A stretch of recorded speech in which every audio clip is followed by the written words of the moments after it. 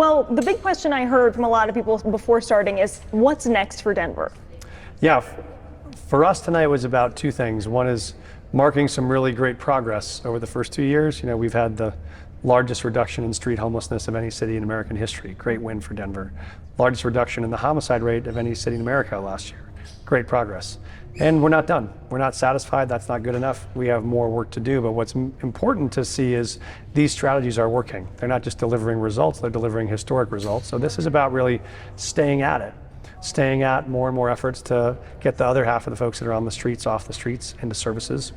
Bringing on more and more affordable housing so everyone that works in Denver can afford to still live here, whether you're a teacher or a nurse or a firefighter.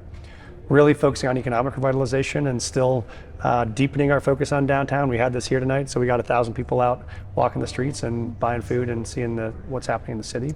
And those things will all maintain their status as top priorities for us. And this was kind of like a halftime break to say lots of great progress and we're up. Let's now press the advantage and finish the work. I was going to say, it sounds like a lot of the things that you touted as a success tonight are also the things that you still feel like the city needs to work on moving forward. Yeah, and that's why it's really important for me when I say, hey, we're so excited that we have the largest reduction in the homicide rate. Denverites say to me, wait, but I still had a bike stolen from my backyard, or why is there still someone using drugs on Colfax? I agree with them. I see those things, and those things are our next priority. Our real early focus was on violent crime. We'll keep going there. We're also going to really focus on what we call quality of life crimes, which is we're going to both provide services and we're also going to provide enforcement. And you can't sit outside of someone's business and smoke fentanyl or use drugs. And you can't walk into someone's store and steal stuff and walk out and not think we'll hold you accountable. And so I think those things matter, and that's the next phase of the work for us on public safety.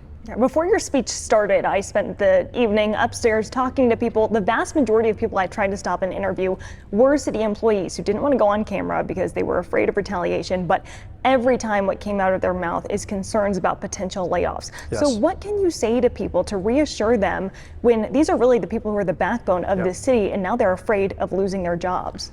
Yeah, and I talked about tonight how incredibly grateful we are for city employees. There's not a single thing you love about the city that isn't done by a city employee, including this great arts complex, which is run and led by our arts and venues team. And we also know that cities all around the country are facing the same crisis right now, because as the economy slows down, sales tax slows down. And so LA, San Francisco, Chicago have $2 billion deficits.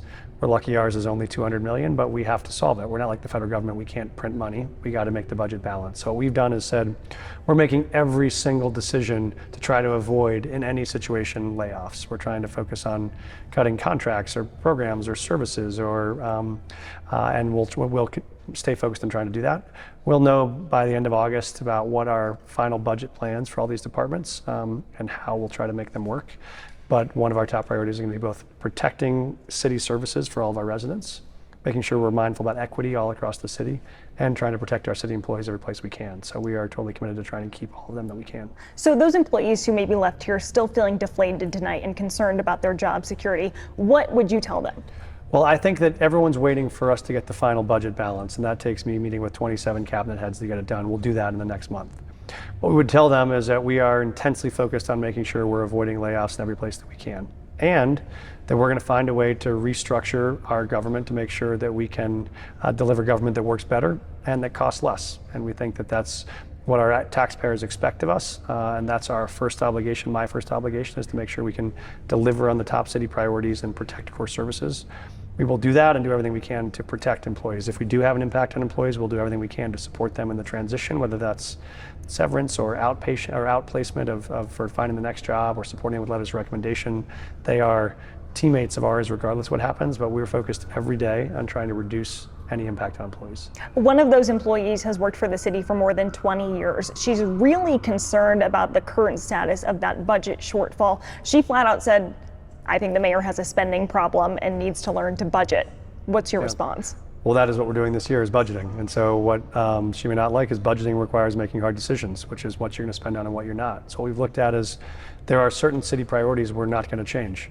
We're not going to cut funding to public safety when we have the largest reduction in violent crime of any city in America. That would be crazy. We're not going to cut investing in solving homelessness when we have the most successful program of any city in American history right now operating in Denver. That would be crazy.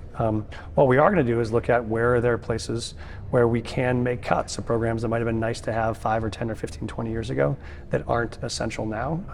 But that is the job I have to do, is balance the budget. That doesn't make it easy, but it makes it the expectation, and we will make sure we are doing what's best for Denver residents first. The other question someone had is, what exactly will you do to ensure that Denver becomes more affordable? Yeah, so we're really focused on how we can address the single biggest issue making this city unaffordable, and that is the cost of housing. And so what we're doing right now is focusing on how we use the dollars we have to bring on more affordable housing, how we can bring on new strategies that allow us to build more affordable housing without new dollars. We just launched a program 2 weeks ago that's a new middle income housing program focused on people making $60,000, $70,000, $80,000 a year who still can't afford to live here. That's a tax rebate for folks that choose to build housing for those people that need it. That will bring on new housing without adding new general fund costs. So we're going to do all of the above. We're going to use federal resources, state resources, local resources, and we'll be aggressive. We'll use public land we can try to develop to help bring on affordable housing. So we're going all in with a still very ambitious goal to try to bring on 3,000 affordable units this year. You mentioned making it easier for businesses to come to downtown Denver. As you probably have, we've sat across from business owners, right, who had to shut their doors and decided to move out of downtown because they just thought it wasn't sustainable. You acknowledged that as well in your speech, but would you consider the current status of businesses downtown a success or a failure in your administration right now? We think it's getting better every day, and that's the important part. We had 36% increase in new business starts citywide this year. We've seen huge increase in demands for leasing in downtown. Restaurant and bar owners I talked to are up 50, 100, 150% on revenue over the last couple of months. And so it's working. And we will keep investing in downtown in that way, both providing more security, providing more activations, concerts, events, performers, and also converting more of those empty commercial buildings into residences, because what businesses downtown want most are people that live downtown, because then you come out at 8 in the morning and go buy a coffee, and you come out at lunch and go get lunch, and you come out at dinner and take your wife out for a drink. So that both helps convert the empty space and bring more permanent residents to downtown, and that's a big part of our priority. I know our Tony Kowaleski sat across from you. We're at time. Sorry, one more? Okay. Our Tony Kowaleski sat across from you and brought you a concern from a constituent regarding our relationship with the federal administration. Yep. I noticed you still chose at the top of your speech to address the federal administration a little bit and some concerns you have with them. Yep. What is your response to people who say, just stop poking the bear? Yeah, what we want to do is, we're not interested in a fight when they're not interested in fighting with us. But when you have a federal administration that is cutting $30 million of funding for congressionally approved programs that we have, or when they're trying to cut highway funding for completely legal practices we have around recognizing the diverse cultures that live in our community, we think that's both illegal and immoral, and Denver residents who pay federal taxes don't deserve it. And so to the extent that we are going to have city services or individuals' lives in our city affected by the federal administration, we can't sit quietly and do nothing. But my top focus is on running the city and making sure the city works. We need that to work in partnership with the state and in partnership with the federal government. If they break those partnerships, I'll always try to repair them, and that's what I'm doing. Anything else you want to add before I let you go? No, I just think that tonight is a night that I feel very optimistic about where we've come and resolute about where we still have to go. And I think both of those can be true. We both think that amazing progress is possible because we've proved it, and we think we got to dig in and work even harder in the next 2 years, and I'm ready to do that.